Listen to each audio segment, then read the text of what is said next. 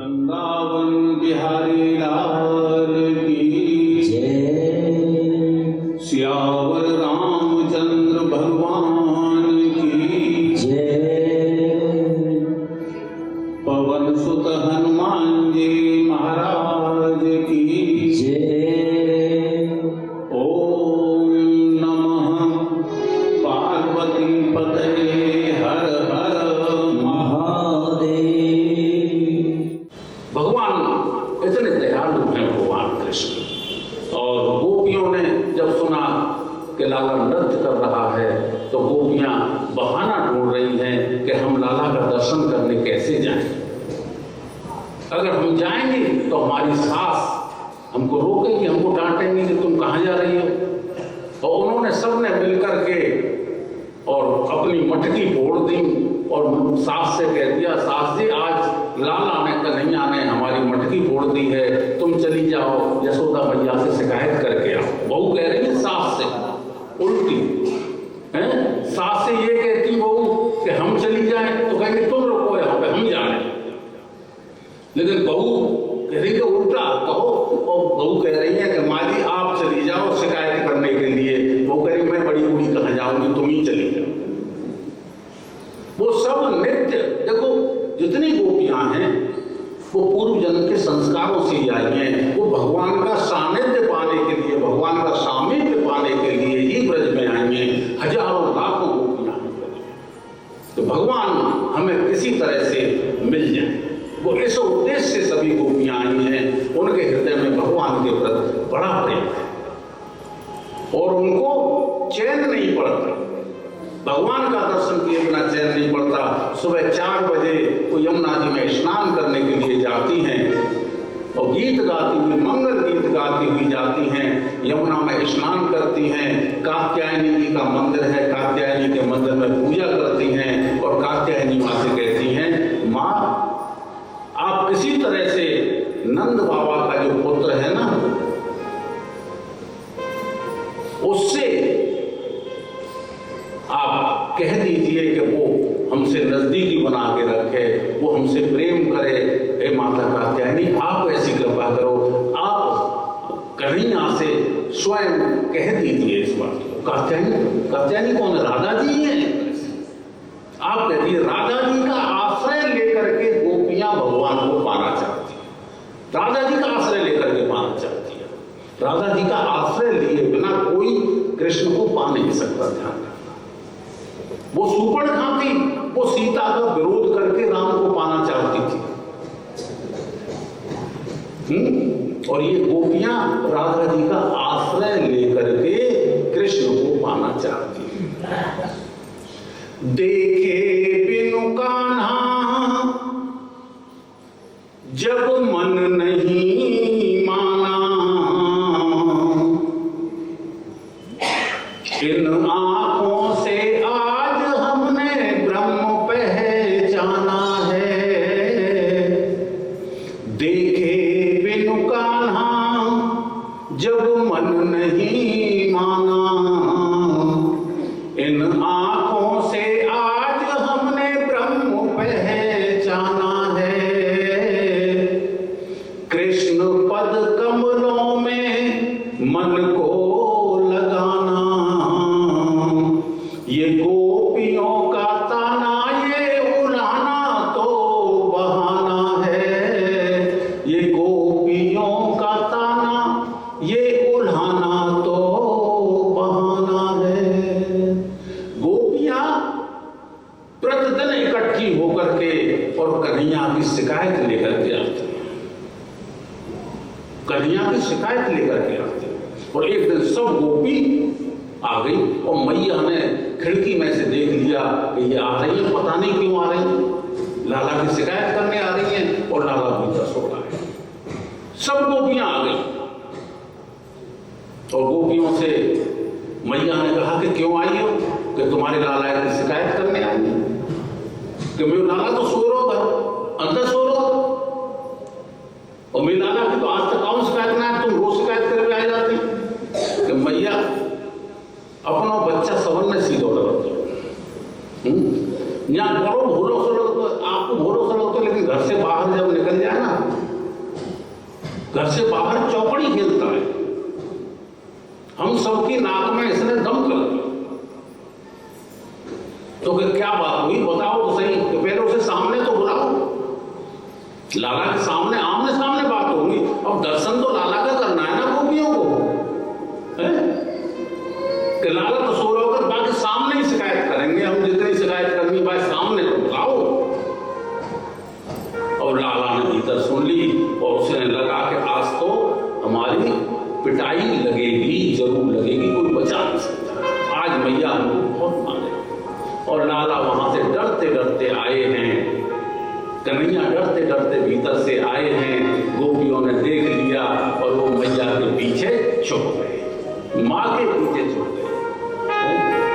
परमात्मा कभी छुप सकता है? वो निराकार रूप में है तब भी है, वो कितना ही प्रयास कर ले कि मैं छुप जाऊं, वो परमात्मा कभी नहीं छुपता। मानो गोपियां कह रही हो, जरा सामने तो आओ चलिए, चुप चुप चलने में क्या राज है, यूं चुप ना सकेगा परमात्मा, मेरी आत्मा की ये आवाज है। आओ चलिए, चुप चुप चलने में क्या राज है, यूं चुप ना सकेगा परमात्मा, मेरी आत्मा की ये आवाज है। जरा सामने तो आओ चलिए, अरे सामने तो आओ, तुम छुपे क्यों हो, सामने आओ, आमने सामने ही तो बात होंगी, जितनी शिकायतें। और लाला को मैया ने हाथ पकड़ के इधर कर दिया, या बताओ शिकायत। अब एक एक गोपी शिकायत बता रही है, एक एक गोपी शिकायत कर रही है। एक गोपी बोली कि परसों हमारे घर से माखन चुरा लाया। मैया ने कही कि इसकी शिकायत तो तू कल कर गई, अब क्यों आई है? परसों माखन चुराया था और तू कल शिकायत कर गई, अब दोबारा शिकायत करने क्यों आई है? कितनी बार करेगी तू शिकायत? कितना माखन चुरायो? कि 50 ग्राम माखन चुरायो हमारा, कि तू मेरे यहाँ से 5 किलो ले जाइयो, बात करना। मेरे यहाँ 9 लाख गाय हैं, तू 5 किलो माखन ले जाइयो। मैया का थोड़ा थोड़ा टेम्परामेंट बढ़ता ही जा रहा है, जरा जितनी शिकायत आ रही है।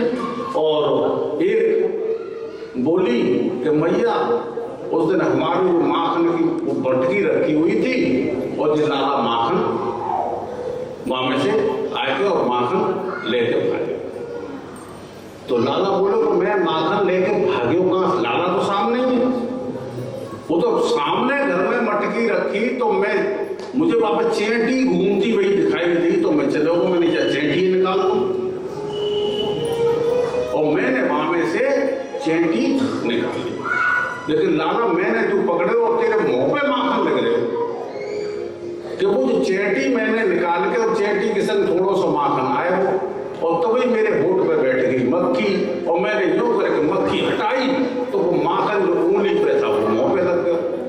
देखो लाला कितने बहाने बना रहा है, जरा सी चोरी के बदले कितने बहाना बना रहा है। तीसरी सखी बोली कि हमारे यहाँ तो लाला जो है उस पर छींके पे माखन रखा था, छींके पे से और माखन को खा गया। तो लाला ने बताना शुरू कर दिया कि बाद में तो हम गए, ठीक है हम पकड़ गए और हमें तुमने बहुत परेशान भी कर लिया, हमें बांध दिया, तो अब शिकायत करने क्यों आई? तो सुन तो लो आकर के आयो। तो कन्हैया गए वहां पे, सखाओं के संग गए और वहां देखा कि छींके पे ऊपर माखन। मैया ने कह दी कि तुम छींके पे ऊपर, जब लाला माखन खा जाता है तो छींके के ऊपर रखा करो। अब वो छींके पे ऊपर देखा तो लाला बड़ा परेशान है कि अब कैसे खाएं? उस पर घंटी भी लटक रही, जैसे ही लाला ऊपर जाएगा ऐसे छुएगा घंटी बज जाएगी, फिर पकड़ जाएगा। देखो ये सब बहाने हैं, पीछे से चुपचाप लाला का दर्शन करती हैं और सोचती हैं कि लाला हमारे घर आ जाए कैसे। माखन वादन सब सामने ही रख देती हैं कि लाला इस बहाने से घर आ जाए, और फिर हम शिकायत करने जाएंगे तो वहां घर रहेंगे, लाला का दर्शन कर लेंगे। घंटी लटक रही है ऊपर। लाला ने कहा भाई उस पर तो घंटी, अब कैसे चढ़े? 2-3 लड़के जो है एक के ऊपर एक चढ़ गए और सबसे ऊपर कन्हैया। 3 बच्चों के ऊपर कन्हैया। कन्हैया ने घंटी देखी, दूर से कह दिया कि बजना मत, बजना मत। और घंटी ने कह दिया प्रभु आपकी इच्छा के बिना मैं कैसे बच सकती हूँ, आपकी इच्छा के बिना मैं कैसे बच सकती हूँ। और बस जैसे कहा तो लाला ने उसमें से माखन लेके और नीचे बच्चों को देना शुरू कर दिया। घंटी नहीं बजी, सब घंटी भगवान का आदेश, उसकी इच्छा के बिना तो एक पत्ता नहीं हिल सकता, घंटी बेचारी कैसे बजे। और सब माखन जो है नीचे जितने सखाते सबको देता चला गया। अब सोचा जरा मैं भी खा लूं। और जैसी कन्हैया ने ऊपर माखन लेके अपने मुंह में रखा, सोई घंटी बज गई और गोपियां निकल आई। दोस्त भाग गए, सखा भाग गए और लाला धाम से नीचे। गोपी ने पकड़ लिया। अब गोपी पे गुस्सा कम, घंटी पे गुस्सा ज्यादा भगवान की। और घंटी की तरफ देख करके कहने लगे कि तू क्यों बजी ये बता, जब मैंने आदेश दिया था कि तू बजना मत तो तू क्यों बजी? तो घंटी ने बेचारी ने हाथ जोड़ के कहा प्रभु आपकी आज्ञा तो मैं पूरी तरह मानती हूँ, लेकिन जब आपको भोग लग रहा हो, जब आप ही ग्रहण कर रहे हो और मैं न बजूं, ऐसा कैसे हो सकता है? फिर तो मुझे बजना ही पड़ेगा। ठाकुर जी का भोग लगेगा तो घंटी तो बजेगी। बड़ी शिकायतें गोपियां आके कर रही हैं। एक गोपी कह रही कि मैं एक दिन पानी भरने जा रही थी, 20 साल की तो मेरी उम्र है मैया, और बस मैं ये सोचती जा रही थी, चिंतन करती जा रही थी कहीं लाला का दर्शन हो जाए, कहीं लाला का 3 वर्ष का कन्हैया, लाला का दर्शन हो जाए, लाला का दर्शन हो जाए। और बस इसने पीछे से मेरी साड़ी खींच ली। लाला रास्ते में कुएं पे जा रही थी और मैंने बस प्रेम बस इसको गोद में ले लिया। और गोद में ले लिया तो मुझसे बोला, क्या बोला? अब मुझे शर्म लग रही है, क्या बोलूंगा? अब वो गोपी कहने लगी मुझे शर्म लग रही है मैया, ये तो बता दे क्या कही इसने, बता। जब शिकायत करने आई तो बता कि मैया मुझसे कह रहा था कि तू बड़ी सुंदर है, मुझसे ब्याह कर ले। अब मैया आप बताओ, 3 साल को मैं 20 साल की है, कोई जोड़ बनना है सो? अब मैया तो और भी ज्यादा गुस्सा हो रही है बच्चे की, तो ऐसी शिकायत आने लगी। तो मैया का पारा और बढ़ रहा है। और मैया ने जैसे ही शिकायत हुई तो मैया ने लाला का कान पकड़ लिया। गुस्से में लाला का कान पकड़ा और कान ऐंठ दिया। मैया ने जैसे कान ऐंठा, लाला की आंखों में आंसू आए। ब्रह्मलोक में हाहाकार मच गया, हाहाकार मच गया देवताओं में। ब्रह्मा जी और शंकर जी बहुत दुखी परेशान हो गए। अरे ये मैया कुछ जानती है कि नहीं? ब्रह्मा जी कहने लगे ये मैया पागल हो गई है, ये मैया कुछ जानती है कि नहीं? ये परम ब्रह्म परमात्मा का कान पकड़ के खींच रही है, इस मैया को होश है कि नहीं? परमात्मा का कान पकड़ने का साहस किसमें है? ये मां में है, ये मां में है। मां से ज्यादा बड़ा कोई नहीं है, और वो मातृभाव लिए हुए है मां। और ये माधुर्य शक्ति के कारण मैया जो है लाला का कान पकड़ रही है। ये माधुर्य शक्ति है, ये अधिकार माता को ही। एक माठ में इस कथा को हम सुनाते हैं। माठ में एक जाट परिवार, उसमें एक छोटा सा बच्चा था। माँ बाप हर अमावस्या के दिन वृंदावन जाते थे बिहारी जी का दर्शन करने, हर अमावस्या। बिहारी जी की ऐसी उन पर कृपा थी, पत्नी शादी हुई, उनकी शादी हो गई। बिहारी जी की कृपा से उनके यहाँ एक कन्या का जन्म हो गया, बेटी आ गई घर। जब जाने लगी दोनों पति पत्नी माँ बिहारी जी, तो उस बच्ची को न ले जाए, उसे अपनी माँ के पास छोड़ जाए। उस बच्ची को लेके ही नहीं गए, अकेले चले जाए दोनों। शुरू में तो कोई बात नहीं, बच्ची कुछ कह नहीं पाती, लेकिन बच्ची जब थोड़ी सी बड़ी हो गई वो बेटी, तो कहने लगी कि पापा मैं भी चलूंगी, मम्मी मैं भी चलूंगी। कि ना ना ना ना, तेरी वजह से वहां बहुत परेशानी होगी, भीड़ बहुत होती है, तू नहीं जाएगी, तू यहीं रहे। उसके मन में ये विचार आता उस बच्ची के में कि मेरे मम्मी पापा हर अमावस्या को जाते हैं, मुझे नहीं ले जाते हैं। जाने कैसे होंगे वो, जिनका दर्शन करने बिहारी जी का जाते हैं, तो बिहारी जी कैसे होंगे, ये उसके मन में, बालिका के मन में बनी। थोड़ी बड़ी हुई और बड़ी हुई, उसे कभी नहीं ले गए। जब सियानी हो गई और कहे कि पापा अब चलूँ मैं, मम्मी चलूँगा, ना ना अब तू बड़ी हो गई, अब नहीं, तो ब्याह है जाए तो फिर तू रोज चाहिए, हमें कोई लेना देना नहीं, जब तक ब्याह नहीं होगा तब तक हम ना लें। मन से वो बिहारी जी का चिंतन करती रही कि वो बिहारी जी कैसे होंगे, वो बिहारी जी कैसे होंगे। और एक दिन ऐसा हुआ कि उस कन्या के विवाह की बात शुरू हुई और लड़का मिल गया वृंदावन में। शादी के लिए जो लड़का देख रहे थे वो लड़का वृंदावन में मिल गया और उसका विवाह हो गया। तो पहले विवाह पे उस कन्या को विदा नहीं किया। उनका पहले ऐसी परंपरा थी कि एक आध साल बाद बच्चा बड़ा हो जाएगा, बेटी थोड़ी बड़ी हो जाएगी, एक आध साल बाद विदा। आजकल ऐसी परंपरा नहीं है। पहले कई बार ऐसा होता था, छोटे बच्चों की शादी हुई तो एक आध साल बाद कर देंगे। तो एक आध साल बाद जैसे वो विदाई का समय आया तो वो लड़का लिवाने आया, अकेला ही आया और उसको विदा कर दिया था। इतना घूंघट लेकर बेचारी, और एक बक्सा, उस समय बक्से चलते थे, बक्सा ले लिया, थैला ले लिया और उसे लेकर के चले। अब वो केवल मन में सोच रही है कि वो बिहारी जी कैसे होंगे। उसके मन में खुशी बहुत है, बहुत खुश है वो कि मेरा विवाह वृंदावन में हुआ है, अब मैं बिहारी जी का दर्शन कर सकूंगी, ऐसा उसके मन में भाव है। और जब गए तो शाम का समय था, वृंदावन से थोड़े पहले ही उस लड़के ने कहा कि मैं जरा यमुना जी में स्नान कर लूं और तू थोड़ी देर बैठ ले। रेत में बक्सा बिछा दिया और उसका तू इस पर बैठ ले, मैं जरा स्नान करके। वो चला गया नहाने के लिए और वो बहू बेचारी घूंघट किए बैठी है बक्से पर और केवल बिहारी जी का चिंतन कर रही, वो कैसे होंगे, अब मैं देखूंगी। और कहने लगी कि मेरे पति की उम्र 20 साल है तो बिहारी जी की उम्र 15 साल है, तो वो मेरे कौन लगे हैं, वो मेरे कौन लगे, वो मेरे देवर लगे। अपने आप ही कहने लगी, बस इतनी देर में, थोड़ी देर में 15 साल का सांवला सलोना मोटी मोटी आंखों वाला एक बालक आ गया और कहने लगा भाभी भाभी। अब शर्मा गई, नई बहू, छोटी अवस्था, इतना घूंघट, शर्मा गई बेचारी, कुछ नहीं बोली, चुप बैठी रही। भाभी भाभी 3 बार उसने आवाज दी, घूंघट नहीं उठाया।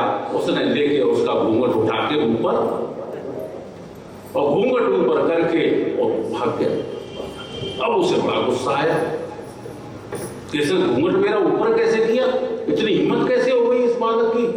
और जब वो आया उसका पति तो उससे कहा, देखो जी यहाँ एक लड़का आया था और वो मुझसे भाभी भाभी कह रहा था कि तो यहाँ के तो लड़के सब भाभी कहेंगे और क्या कहेंगे, भाई हम यही के हैं, तो यहाँ के जो बच्चे होंगे वो तो तुमसे भाभी कहेंगे। तो भाभी कहना तक तो ठीक है, लेकिन मेरा घूंघटा क्यों उठा दिया, मेरा घूंघट कैसे हट। तो हाँ ये तो बहुत गलत बात है, घूंघट उठा दिया, तेरे उसे पहचान लिया कि हाँ मैंने पहचान लिया, कि कहीं दिख जाएगा तो बता देगी कि यही है। लड़के ने कहा वो दिख जाए तो तुम ये बता देना, घूंघट कैसे उठाया उसने, पहचान तो लिया कि हाँ पहचान लिया मैंने, वो सामने आ जाएगा 1 मिनट में पहचान। उस दिन तो चली गई सब ससुराल में, वृंदावन ससुराल, और रात को गृह प्रवेश हुआ, आनंद गीत गवे, मंगल गीत गवे। सास ससुर ने सोची कि अब सुबह के समय बहू को बिहारी जी के दर्शन कराने चले। पूरा परिवार बिहारी जी के मंदिर में पहुंच गया दर्शन कराने के लिए। बहू को और उस लड़के को आगे कर दिया दर्शन के लिए, नई बहू आई। ये सभी वहां पर वृंदावन में अमावस्या के लोग दिन ही लोग ज्यादा कम निकलते हैं, बाहर के लोगों का दबाव ज़्यादा रहता है अमावस्या, है ना। तो सामने, और जैसे ही बिहारी जी का पर्दा हटा और वो बड़ी जोर से बोली कि यही है वो लड़का, जाने मेरे घूंघट उठाए, और यही लड़का है जाने मेरे घूंघट उठाए। सब सास ससुर सब बोली धन्य है, ये धन्य है। उन्हें क्या पता है कि ये पूरे जीवन भगवान का, बिहारी जी का चिंतन ही करती रही, चिंतन का ही तो परिणाम है। और वो गोपी पर्दे के कारण भगवान का दर्शन न हो पाना, घूंघट करती है गांव में। तो एक नई बहू ने अपनी सखियों से वहां कहा कि देखो कन्हैया किसी दिन आ जाए तो हमें बता देना, हम उनका दर्शन करना चाहती हैं। नई बहू आई है और बड़ी परेशान है कि कैसे किसी दिन कन्हैया यहाँ पे आ जाए तो हम उसका दर्शन कर लें, गोविंद का दर्शन कर लें। और घूंघट इतना रखती है। एक दिन कन्हैया आए, वो पहचान नहीं पाई और वहां से निकल के चले गए। तब दूसरी एक और सखी आई कि तेने कन्हैया का दर्शन कर लिया कि नहीं? अरे वो तो अभी आए थे। एक कविता है, एक दिना की बात सखी कि श्याम लला मेरे घर आयो,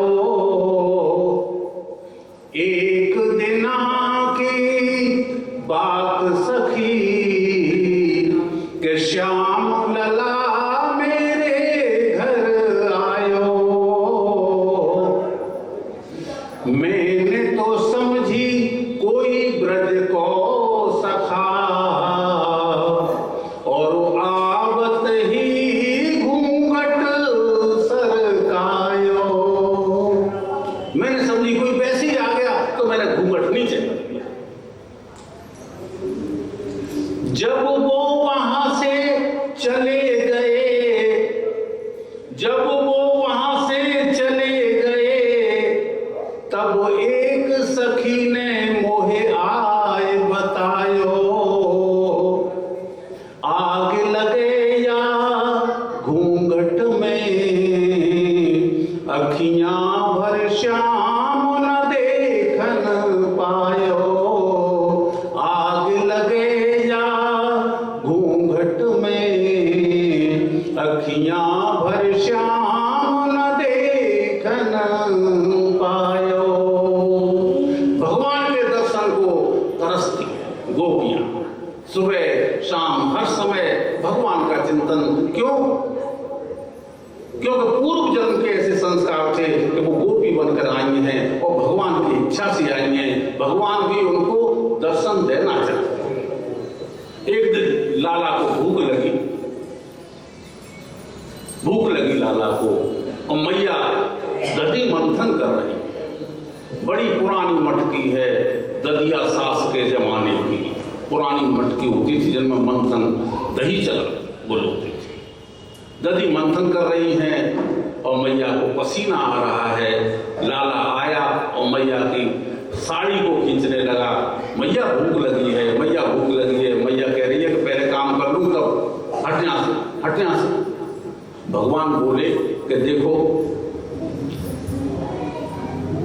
मैं स्वयं आता हूं तो लोग कहते हैं कि हट यहाँ से, और वैसे मेरे लिए रोज मंदिर में प्रार्थना करते हैं कि प्रभु हमें मिलो, भगवान हमें मिल जाओ, भगवान हमें मिल जाओ। और मैं कृपा करके जब किसी के आ जाऊं तो संसारी जीवों को फुर्सत ही नहीं है मेरे लिए, वो अपने काम में लगे रहते हैं, अभी फुर्सत नहीं है, अभी बाद में आना। तो मैया को क्रोध आने लगा। मैया ने सोची कि चलो ऐसे दूध पिला दूं, और गोद में मैया ने ले लिया। वहीं बैठे बैठे गोद में ले लिया और माँ दूध पिलाने लगी। देखो ये भागवत महापुराण है, दूध पिलाने की कथा नहीं है, ये जीव और ईश्वर के मिलन की कथा है। ये ईश्वर और जीव के मिलन की कथा है, ये दूध पिलाने की कोई कथा नहीं। ऐसा न माने, ये परमात्मा की कथा है। मैया दूध पिलाने लगी और बस लाला ने सोची कि मैया परेशान तो बहुत करती है, इसकी परीक्षा करके देखूं कि जो वास्तव में मुझसे प्यार करती है कि नहीं। और भगवान ने वहीं से गोद में से धीरे से फूंक मारी चूल्हे और आग जलने लगी तेज, उस पर रखा था दूध। और देखो मैया अगर दूध उबलेगा तो मैया मुझे छोड़ के चली जाएगी कि नहीं। और मैया से बोले, मैया तुझे दूध प्यार हो कि पूत प्यार हो? मैया तो दूध प्यार हो कि पूत प्यार हो? मैया तो बाबा प्यार हो कि मैं प्यार हूं? नंद बाबा प्यार हो कि मैं प्यार हूं? दूध प्यार हो कि पूत प्यार हो? अरे बेटा दूध के क्या तू प्यार हो? वो तो तू प्यार हो। ऐसा नहीं, मैं जैसे ही दूध ने निकलना, भगवान ने तो फूंक मार दी, उसमें दूध ने निकलना शुरू किया, लाला को डाला जमीन में और मैया चली गई दूध। और देखो भगवान को बड़ी गुस्सा आई कन्हैया को कि देखो ये कैसी मैया है, अभी कह रही थी कि पूत प्यार हो और अब 1 मिनट में मुझे नीचे डाल के चली गई और मैं दूध के पास पहुंच गई। और लाला ने गुस्सा में आके वो मटकी जो दलिया सास के जमाने की मटकी थी वो धड़ाक से, और जैसे ही मटकी फोड़ी और मैया ने देखा, अब मैया को क्रोध, अभी तो लाला को क्रोध था, अब मैया को क्रोध आया।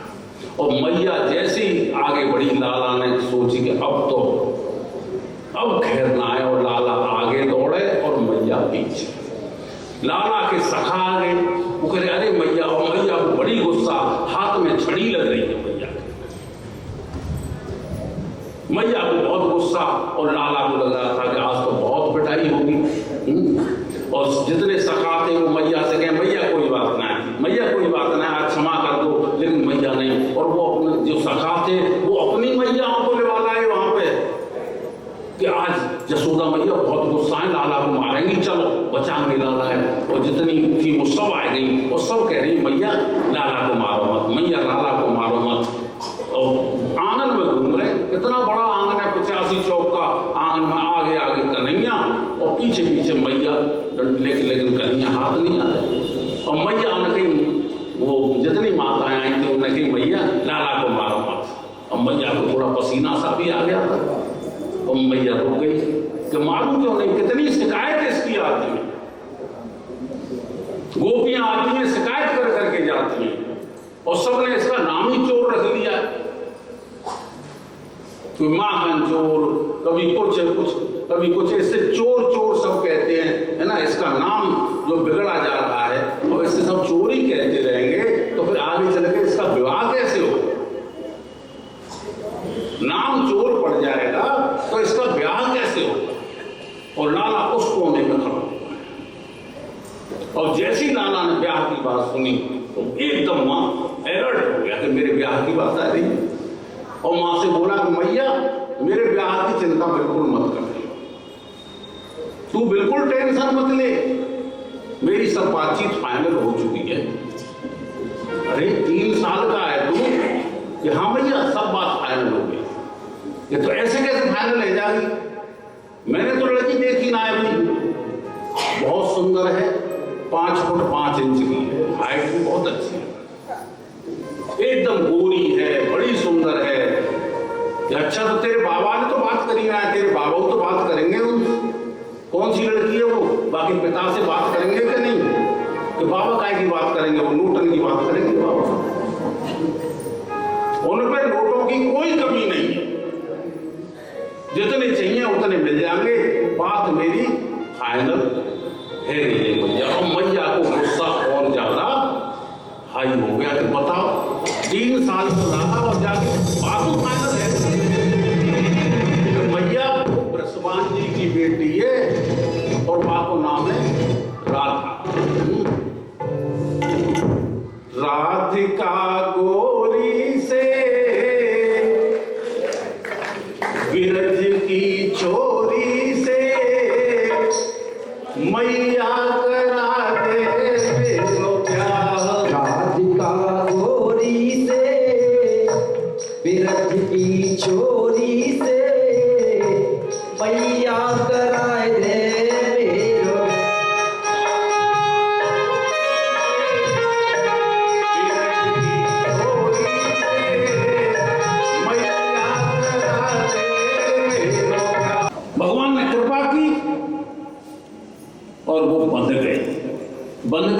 भगवान सोचते हैं कि मैं इस मैया से नहीं बंधा तो फिर और जगत में किससे बंधूंगा, इस मैया से तो मुझे बंधन की डोर बांधनी है। भगवान कृपा करके उठाते हैं और ऊखल को खींचना शुरू कर दिया भगवान ने।